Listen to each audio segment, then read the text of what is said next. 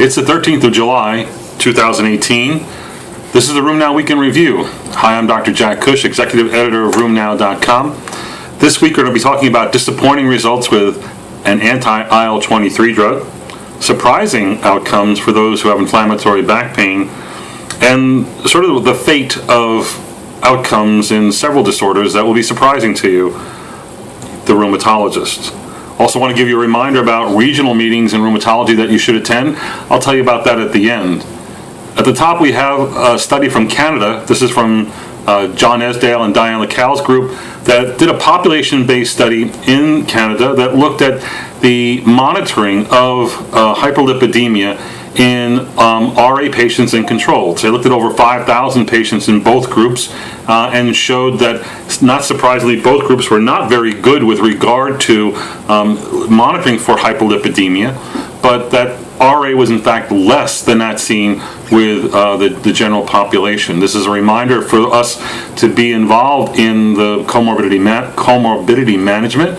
And although the study came from primary care ordering of tests, the same has been seen in other studies by rheumatologists who do monitoring. Again, this is a big issue in our population, and it's probably not being attended to. An interesting meta-analysis of multiple studies that looked at the associations between non-neurologic autoimmune disease, of which there's many, and its association with psychosis revealed some surprising results. Surprising? Real? I don't know.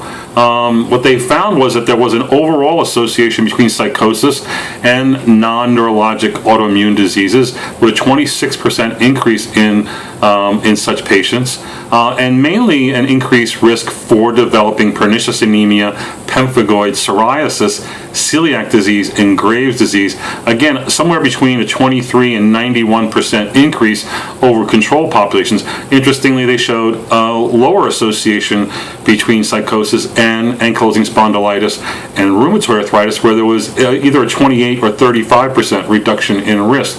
The question is, amongst all your patients with autoimmune and inflammatory disease, how much psychosis do you really see? I gotta say, in my practice, I really don't see many. I certainly can't compare to the numbers that were seen in this meta-analysis of 27 studies. But is this p-value fishing, or is this real? Again, I can't say. I'm not surprised that psychosis patients have a myriad of other problems, but would that be a whole lot different than general population? I don't know that I believe it, but it's for you to consider in your assessment of these patients. An interesting study comes out of Australia, where they had an early arthritis clinic that studied the delay in referrals from symptom onset to GP referral to referral to the rheumatologist to a referral to actually receive a TNF or non-biologic DMARD therapy. Again, they studied a large cohort of patients, and what they found was a significant delay from symptom onset to rheumatology review, meaning rheumatology evaluation, of 26 weeks. I find this surprising because most of us think we're doing a really good job of early diagnosis and early treatment because patients are being referred earlier. Well, in my experience, the referral is really related to how open your schedule is. If you have a 6-month wait time, you're not getting referred to anyone because you're not marketing yourself as an early arthritis doctor. However, if you're seeing patients within a week of their calling in for any reason, you're likely to see a lot of early patients. Well, in Australia, again, it's a significant delay. It turns out that the most important part of this delay was due to patient delay in seeking help. It was almost 2 months or more before they sought help from their GP, and then referral to the specialist came after that. GP delays were associated with low disease activity and those who were socioeconomically disadvantaged. We know that being younger in a lot of populations equates to not seeking help for musculoskeletal symptoms. So I think that the whole issue of referral still merits significant attention and maybe better promotion of rheumatology services. What was seen in their study was that patients seen within 16 weeks were more likely to actually be treated better. An interesting study looks at early RA patients this is from an orthopedic journal that looked at MRI outcomes in RA patients. From a clinic of 156 early RA patients, they found 76 patients who had achieved remission at 1 year. And they looked at the MRIs done at baseline and during the course of therapy and then at 1 year. And they showed that despite being in clinical remission, the majority of patients who were in remission still had evidence of MRI inflammation. Now, we know this to be true. Other studies that look at those who achieve definition of DAS or Boolean remission or ACR-EULAR Boolean remission or CDI remission still do have residual swollen joints. So this is not surprising. But the numbers they came up with were 43% had synovitis and 39% still had bone marrow edema, 9% with tenosynovitis. They did show that a third of the patients did progress to develop erosions, and this was more likely to occur in those who had bone marrow edema. Our friends at Helio reported that in a study of GPA patients that compared adults and kids with GPA, 200 plus kids versus 5,000 adults, and guess what? Kids had worse disease. They had 30% more hospitalizations. Kids were more likely to have 2 to 3-fold higher rates of leukopenia, neutropenia, and hypogammaglobulinemia. Just like lupus, these kids are probably more at risk and should be worried about more. An interesting study comes from an NIH-funded, the Rochester Epidemiology Project, that looked at patients who developed low back pain in Olmsted County. And this studied patients between 1999 and 2003, and specifically, they looked at a very high number, 5,300 patients with back pain. Of that number, a surprisingly low number, 124, had new onset inflammatory back pain, and you know how to define that. After 13 years of follow-up, only 1/3 or 31% of the inflammatory back pain patients went on to develop spondyloarthritis, proven spondyloarthritis. 30% therefore will develop spondyloarthritis, but a higher percentage will not progress to spondyloarthritis. So 43% will not progress to spondyloarthropathy. This may explain why the prevalence of inflammatory back pain is high at 3 to 6%. Yet the prevalence of spondyloarthritis is a fraction of that, somewhere between 0.4 and 1.3%, according to Michael Ward and his co-authors. An interesting stat came out this week about testosterone use. I'm sure you see a lot of this amongst your patients, but what was interesting to me was that between 2001 and 2011, T-cell centers, people getting on this bandwagon, making money off of injecting men and with testosterone, the amount of testosterone use in the United States rose threefold. I mean, it tripled in a 10-year period, and this was mostly done in men who really didn't have a good reason to be on testosterone. However, in 2013, there were two sort of major studies showing that testosterone use was associated with higher rates of myocardial infarction and CVAs, suggesting that, well, gee, you might want to think twice about this. Well, interestingly, from that date onwards, testosterone use dropped by 50%. So there still is a lot of this out there. It's still not necessarily being done with the right for the right indications. But I think advising patients that there is a risk associated with testosterone would be the smart policy going forward.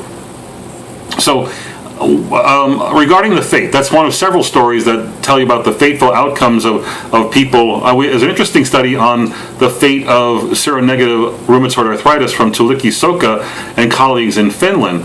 They actually had over 1,000 patients in their early arthritis clinic from one center.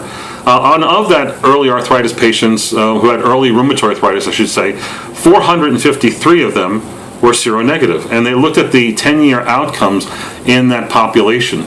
And I think that they were surprising. They found that 3% either converted to seropositivity and went on to develop erosive disease. Only about 11% remained unclassifiable as seronegative RA, so you could say that only 14% remained seronegative RA, and that's low compared to, I think, what most of us see in the United States. But what happened with the rest of their population was sort of surprising, and that includes that 16% went on to develop and be reclassified as polymyalgia rheumatica, 10% as having osteoarthritis, and a third of their patients went on to have a spondyloarthropathy, psoriatic arthritis, reactive arthritis, spondyloarthritis, or ankylosing spondylitis. So again, and then there's a hodgepodge of 1-2% of GCA and other diagnoses, including gout and pseudo-gout, but they were relatively low, single-digit, low percentages. So the idea here is that not every patient with seronegative RA remains a true RA patient, and that reconsideration of diagnosis is paramount in the longer you manage such people. An interesting study comes from a cohort in the UK that looked at refractory RA using the British Society of Rheumatology Biologics Register, where they have thousands and thousands of patients. And amongst their 13,000 RA patients that are taking a biologic that were enrolled, they were able to classify 867 of them, or 6%, as being biologic DMARD refractory. They define that as those individuals who went on to require a third biologic DMARD. So they have some very interesting data about what the prescribing practices were. This was not a controlled protocol. This was whatever the doctors wanted to do. Early on, the vast majority, 60%, went from a first TNF inhibitor to a second TNF inhibitor. Later on, they were more likely to switch to another MOA, looking at two different time frames, 2001 to 2007 and 2008 and onwards. And these time frames actually showed significant differences in physician prescribing behavior. What they did show was that early on, 6.7% in that first cohort actually had refractory disease, and it took them almost 8 years to achieve that. But in the second cohort, it was only 4.8 went on to develop refractory disease, but they got there in a lot faster time frame, 2 years, suggesting that there was more switching between the classes as doctors have gotten more aggressive over time. After they got their first and second TNF inhibitor, the vast majority would use rituximab, but that was mainly in the first era. In the second year, they used much less rituximab, 83% versus like 15%. And then after rituximab in the UK, tocilizumab was the next best used drug, and then abatacept close after that.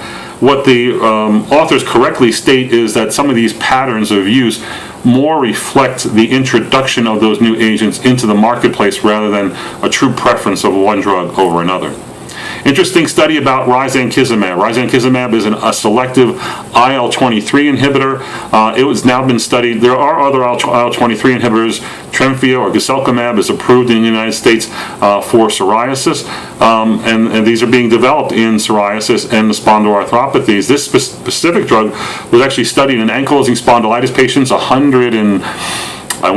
59 patients who are biologic naive and never received a biologic and were given either placebo or one of 3 different doses of risankizumab as an injection. And guess what? At week 16, I think was their endpoint. It could have been week 12, but this was a 24-week study. Their first endpoint was, I think, week 16. The results were the same. Only about a quarter of patients responded, and basically placebo did as well as the drug, and it didn't make any difference what dose of drug you were on.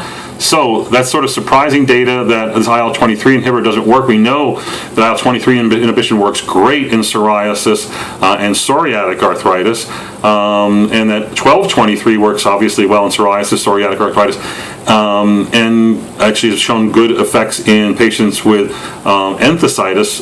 So again, 23 as a target may not be ideal for patients with ankylosing spondylitis nor spondyloarthritis, but we need more studies on this. There are studies going on with other agents looking at this. Hydroxychloroquine, as you know, has been a big issue for many of us. We're looking at these new guidelines from the ophthalmologists that look at ideal body weight prescribing and worrying about doses greater than 5 milligrams per kilogram of ideal body weight versus actual body weight, where a high dose is greater than 6.5 milligrams per kilogram as a total daily dose. They showed in a very large UK database amongst 21,000 new users of hydroxychloroquine that 37% of patients with ideal body weight, 37% of those with normal body weight, and 44% of obese patients were being overdosed, meaning over those limits. But then when you apply actual body weight, it's 53% of normal and 10% of obese patients were being excess dosed with hydroxychloroquine. This is more likely in women, as you know, if you're not paying attention. Those thin, frail women under 120 pounds a day, if you're using usual doses of hydroxychloroquine, you may be in trouble with actual body weight dosing. So pay attention to that. Again, whether these guidelines are correct or not remains to be seen. I'll end with two interesting things. One, you should look at Maddie Feldman's blog on prescription drugs and the effect on access to biosimilars in the United States. She goes into how drugs are sold, how they're priced, what the involvement of pharmacy benefit managers is. It's an eye-opener. It's a great read and something you should really understand if you use biologics or are considering the use of biosimilars.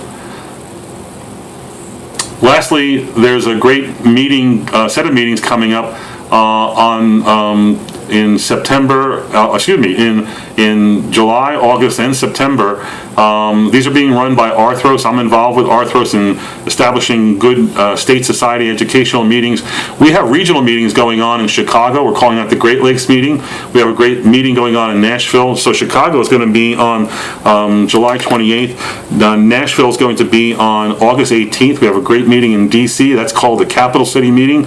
On August the 11th, August the 18th is the Music City meeting in Nashville, and on September 29th, the Downeaster meeting in Boston.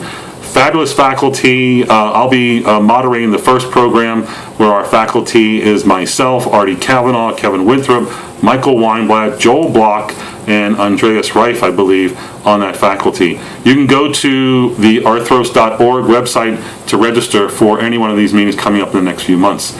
That's it for this week on RheumNow.com. We'll see you next week.